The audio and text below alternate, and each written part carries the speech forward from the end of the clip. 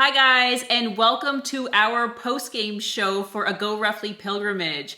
We're here today with Lane from Woof Gang Bakery, and she is our expert today so that we can go through our first episode of A GoRuffly Pilgrimage and talk through some of those important questions that we all had when watching the episode. So before we just kind of pass it over to Lane to just kind of introduce herself, why did we want Woof Gang here with us? Well, we've always kind of seen Woof Gang as like, they do neighborhood pet stores, mostly across the eastern U.S., I think, is primarily where they're located. Unfortunately, we need to kind of drag them toward westward with us. But we've always kind of seen them as like a country doctor sort of a feel, you know, as opposed to like going into a big place and whatever. So we've really identified with like getting personalized time in a neighborhood pet store and building trust. So hi everyone, I'm Lane. I do social media and content development at Woof Gang Bakery and Grooming Corporate. So I've been working here for the past couple years now, and it's been an awesome experience. You know, Woof Gang, we are all about being integrated into the communities where our stores are. We want to be your neighborhood pet store, and we want to know the neighborhood like the back of our hands. So real quick, what is a GoRuffly Pilgrimage? What is it? We suffered what I guess really just a heartbreaking loss of our German Shepherd, Moxie. She rode on the back of Jess's motorcycle, and we were on a journey around the world with her on the back of your bike, and we made it up to the Arctic Ocean. Basically, you guys made it up to the Arctic Ocean. I followed along. Carrying all of the equipment. with the gear mule, basically, and just trying not to drop my bike. But you guys made it up to the Arctic Ocean. We were on our way south to the bottom, to Antarctica, so top to bottom, tip to tip. And she went in for a routine knee surgery, right? A TPLO surgery. She had torn her CCL in her knee, and she needed it to be repaired, both knees. So we went in for the first knee, and then she just had a bad reaction to a medication 5 days after the surgery. So she ended up passing away at the vet in Guatemala, and it was just so unexpected. Like, she came out of the surgery really well, and then this all started happening. So after losing Moxie, we were sort of at our wits' end. Greg had just had a motorcycle accident. He broke bones in his hand and his wrist, so he couldn't ride anymore. His bike was totaled. And of course, Ruffly, we're a dog company. We love our dogs.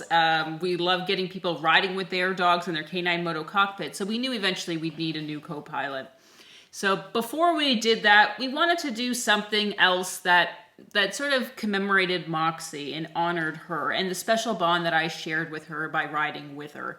And so I ended up, I was seeking out on social media people who have been doing extraordinary things with their dogs so that we can go and visit them as a bit of a tribute and a pilgrimage so that we can share with everybody else about all these amazing things that people do with their dogs. At the end of this, I mean, we sort of have now we have a new canine co-pilot that is joining our pack, our travel pack, and she is around. Okay, she's currently sleeping. Thank God. Whimsy, we have released the name. Only the name's been released. Everything else is top secret. And so she's already been in the clink twice this morning. She's been in her crate, yes. For being a rambunctious, teething puppy, yes. So, you know, you're supposed to like give them their time and let them reset. So if anything happens midstream or whatever, you know, we'll deal with it as it comes. So at the end of the pilgrimage, we are going to introduce you all to Whimsy. The little teaser that I will provide is that I am sure she will need some grooming support. And that's all I'm going to say about it. But let's jump into the first activity that we went to visit, which is a dog show. And we thought that was an appropriate activity as a first dog activity that we know that is a pretty typical thing. And when it comes to grooming, we saw a whole plethora of dogs there in different coats and different styles. We actually spoke with one of the poodle owners there, and from Serenity Poodles, and she sort of shared about the continental grooming that they do. What type of brushes are you supposed to use on these different coated dogs? Yeah, so, there's a couple different types of brushes you can use depending on if your dog has long hair, if they have short hair, if they shed, if they don't shed. There's a lot of different tools out there that can help. Some of the basic ones, especially for a dog that isn't short hair, is called a slicker brush. So that is your typical like square brush with the thin wire bristles that are pretty close together, kind of what you think of when you think of a dog brush. And so those are good for, poodles, golden retrievers, kind of longer hair dogs. But you wouldn't necessarily use it with a short hair breed like a lab or a boxer.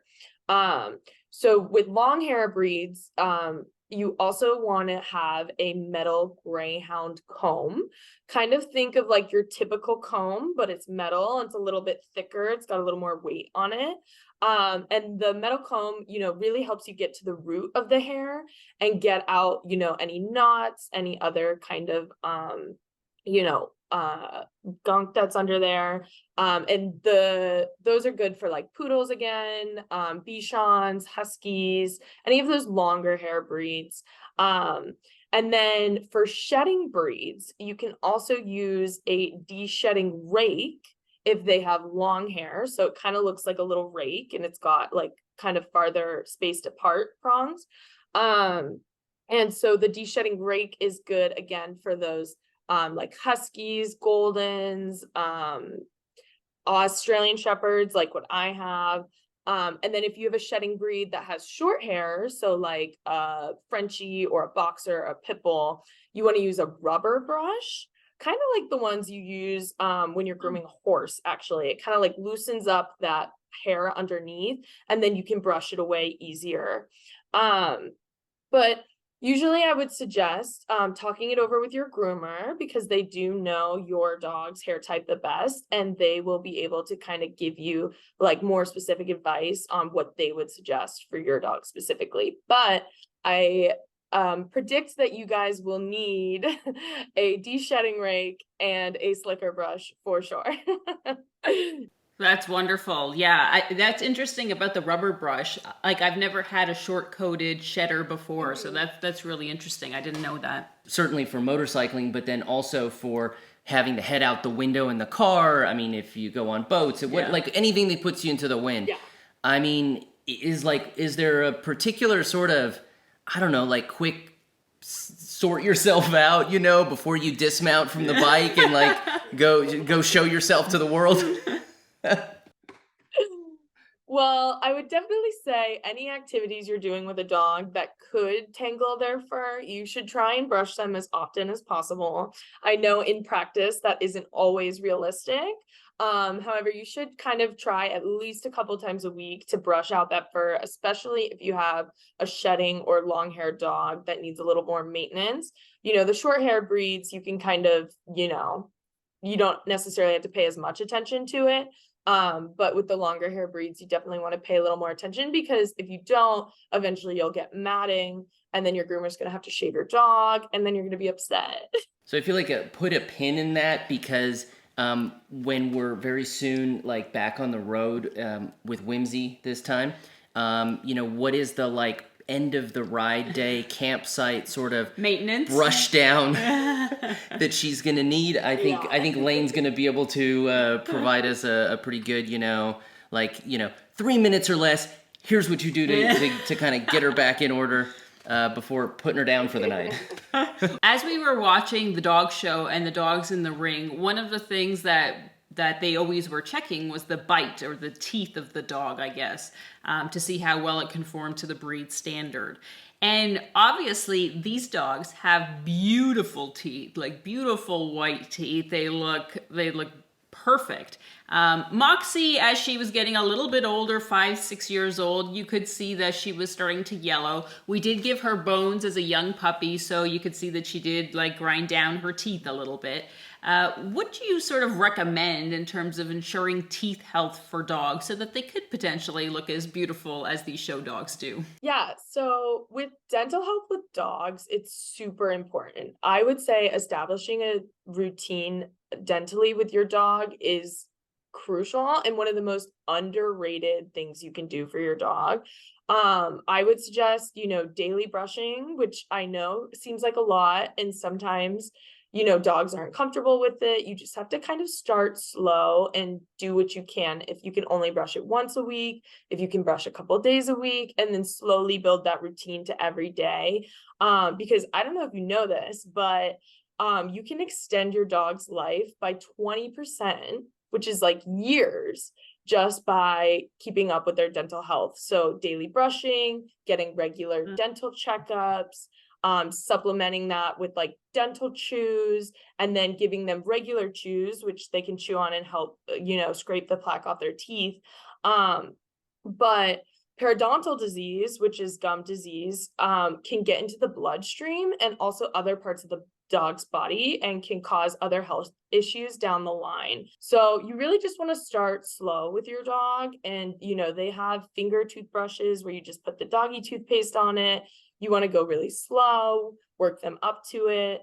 But I would definitely say that's one of the like underrated routines you can have for your dog. I'm thinking there's like a perfect opportunity here to just combine all the things that will initially bother your dog and just kind of give it to them in a package. So with new cockpit riders, we get like, the dog has to get acclimated to being restrained in the cockpit, right? And that's a little unnatural. It's an important safety component, but it's a little unnatural. So you've got them restrained, and when you're not moving and they're just laying there, at first they're gonna fight it a bit. So you've got number one, the restraint.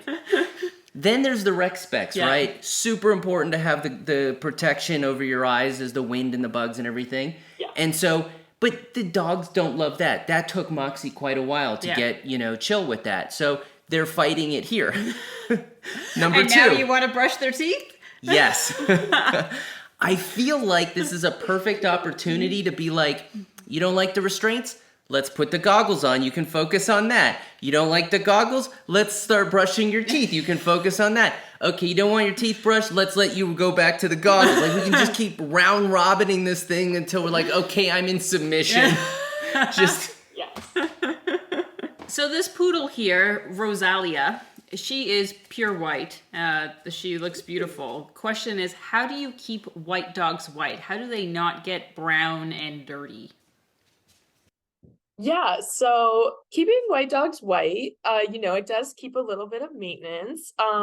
Mainly you can use a brightening shampoo, which is like specially formulated to brighten fur and remove those stains. So dogs actually have a pigment in their tears called porphyrin.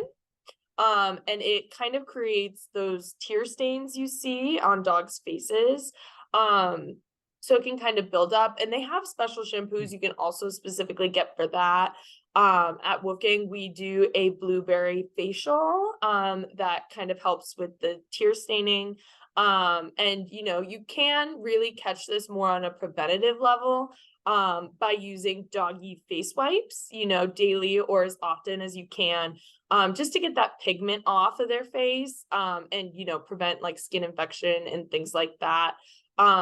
It is also said that you can use, if you give your dog filtered or distilled water, that is supposed to help decrease the porphyrin in their tears and can kind of help you prevent that. But you kind of want to keep an eye on it because, if that gunk, becomes clumpy or starts affecting the eyes, that's when it's time to, consult a professional.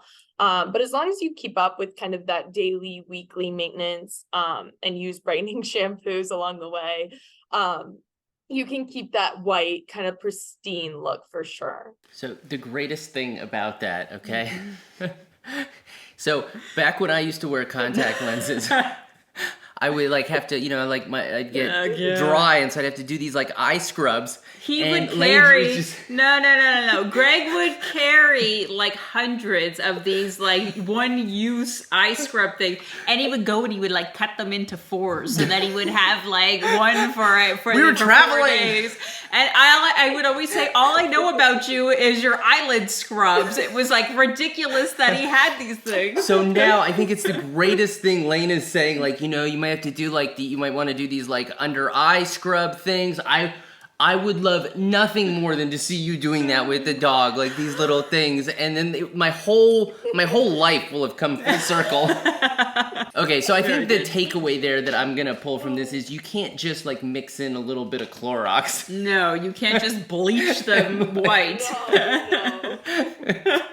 Isn't there's the Butterball hotline for like how to cook your how to cook your turkey, like maybe Wolfgang needs the like grooming hotline, like I've got an emergency, my white dog is like covered in mud and can speak to an expert. So the next activity that we visited was human detection remains. No. Blooper! So for our next activity, we visited a human remains detection dog. So Suzanne Elshult and her dog Canine Keb. Keely. And Keely, who's sort of the up-and-comer now. So Keb she's what, 13 years old, I think. So she's got this long and storied career. And I say sort of storied, not just because it's like they've done such incredible things, but there's actually a story about it. I mean, Suzanne wrote a book. A Dog's Devotion. Yeah, so that's fantastic. Now, our Moxie unfortunately passed like before 7 years old, so we never got to really get into those twilight years. And, you know, what can you do, really? It makes us think to improve longevity of your dog. Yeah, so teeth and dental hygiene for dogs is definitely up there. That was one of the things. Pause. Hang on. We're getting a bunch of, she's finding things and it's noisy and it's clanking. It's okay. I think she might need to go back in the clink. Even though she's gonna bark. Well. Whimsy. But at least that's No, give her a Kong. Give her a Kong. Smart. That's my go-to. Okay. We had to just pause there for a second. Whimsy got a container from outside that was just making all this noise, but now we have Konged her with a frozen Kong, so she'll be good for at least 25 minutes. Yeah, so with longevity in dogs, there's like a ton of different things we can do. I know earlier we were kind of talking about dental health and how important dental hygiene for dogs is to kind of extend their life and give them the best life possible. You also want to do research into their diet. What are you feeding them? What ingredients are you feeding them? And you want to look for food that is more natural with less preservatives. And you can even consider sprinkling in like some raw here, some fresh veggies there. It doesn't have to be like an all out like raw feeding experience or one or the other kibble. You know, you can kind of mix and match what you want. And it also, mixing and matching helps keep dogs interested in their food so they're not just eating the same thing over and over again. And you know, obesity can be a really big problem for dogs. And a lot of dogs at the end of their life end up with obesity, of course, because they're less mobile and they're eating more and you're not adjusting their food. One of the tips I would suggest too is like learn how to read the label on your dog food, specifically the chart that tells you what portions to give them, because it can be really easy to overfeed dogs, especially if you're feeding them for the weight that they are and not the weight that you want them to be at. So I am guilty of that mistake as well. You just want to be really careful. And of course, if you're unsure, you can consult a professional who can help you with your dog's specific needs. And that's one of the things, you know, we pride ourselves at Woof Gang is that, you know, all of our treats and the foods we carry are natural, healthy, and a little bit more on the nutritious side.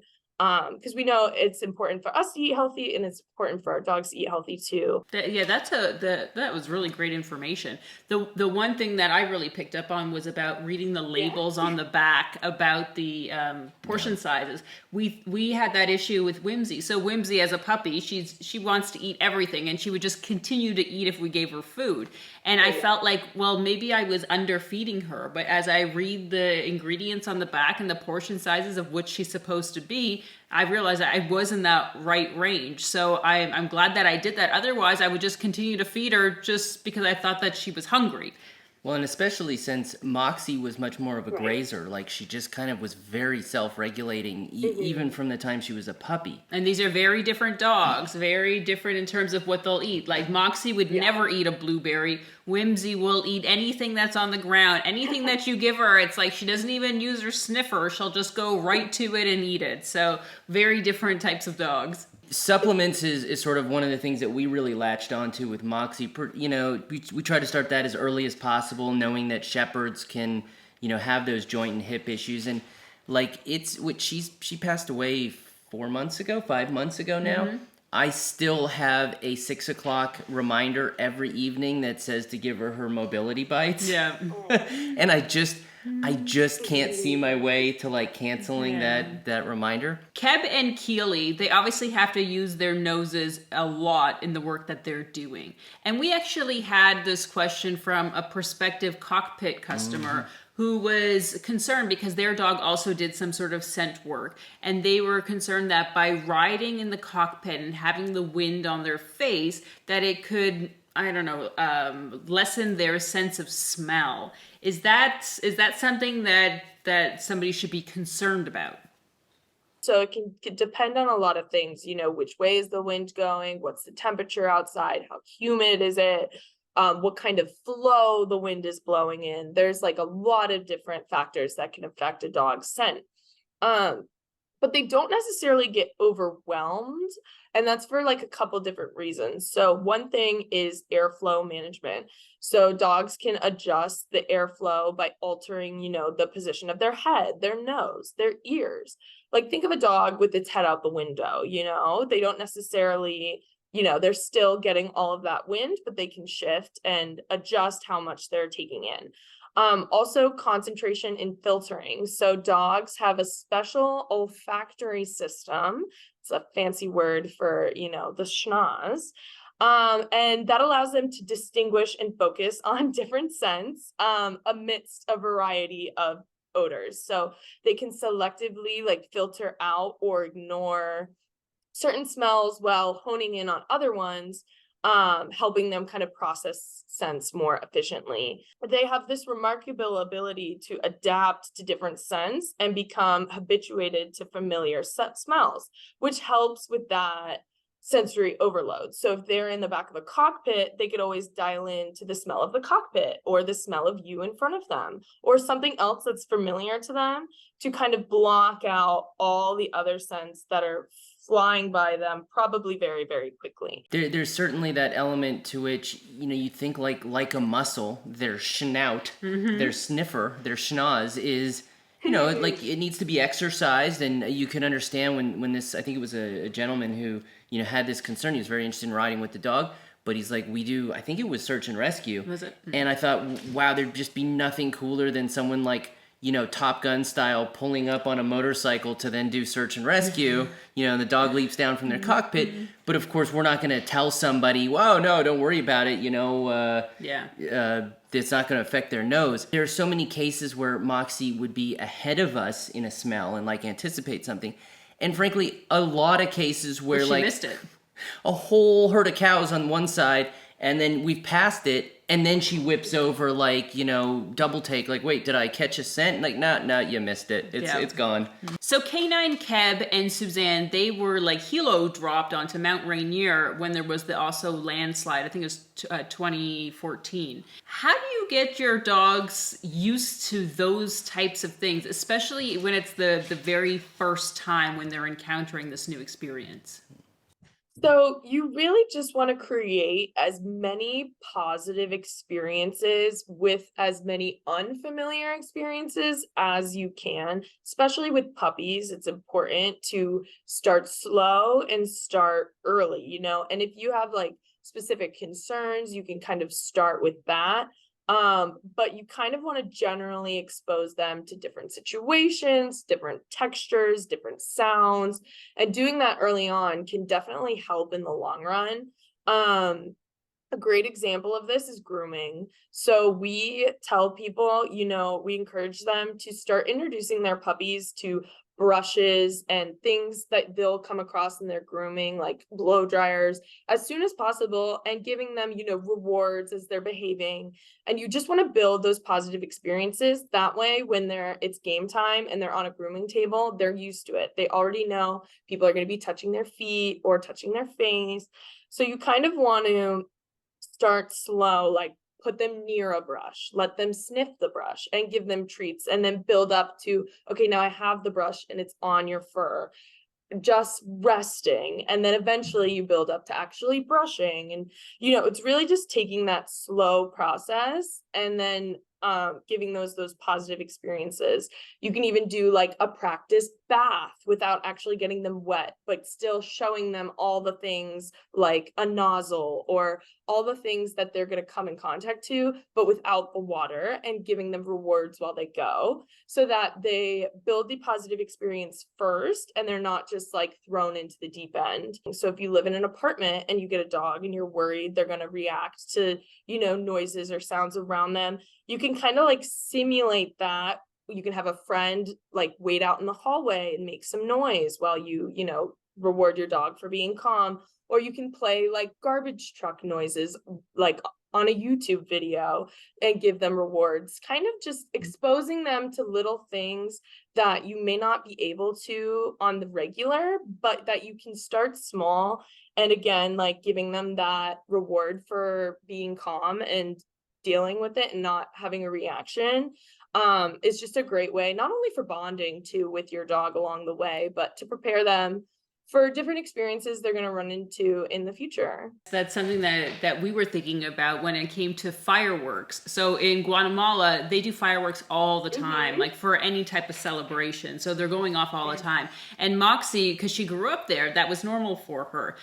With New Whimsy, I wasn't sure how she was going to react. So that was something that I was planning on doing, of sort of simulating that noise. We deal with this a lot, or interact with this a lot in terms of new cockpit riders. Your first experience riding with Moxie, you were quite hesitant, right? Yes. Like, you had this big dog on the back, and it was going to be like weeks and months before you were ever going to like move forward. While you, I think, had made a visit to the States, I had been working on previous iterations of the cockpit, not all of which were so beautiful, and one of which was like an enormous, ugly contraption that was extremely heavy. And by having already ridden around with that, when I got like the cockpit prototype on there and put Moxie in, I was like, wow, this is awesome, this is easy. And so I was like... You were sensitized. I was sensitized, exactly. So I was super calm with it. Moxie was like taking that vibe from me. Yeah. Whereas when you got on there, it was a bit of a different thing. Yeah. So we're always telling like the cockpit riders, like, test this out with yourself first. Go for a ride with that weight so that you're calm. Because the last thing you want is to for your dog to feed off of that as well. Because that was the thing. I would ride with Moxie off road, and she would really sense when I was anxious. So it's just, again, baby steps, like you're saying, I think is a great way to move forward with that, and just sensitizing as you go. I think what we sort of realized is, again, it sort of overlooked that element of like, how are you behaving during those sensitizations? Because if you're like sitting there looking at the dog like anxious like this, waiting for them to erupt, then what you're sort of telling them is There's like something to be reactive about. Right. So your checklist just basically becomes a whole checklist of all the things that you're teaching your dog to be scared of. And you're like, this is not working. My dog grew up in an apartment complex, so somewhere along the way she like got this aversion to garbage trucks. So we've been working on that and kind of like playing the video and then giving her a treat.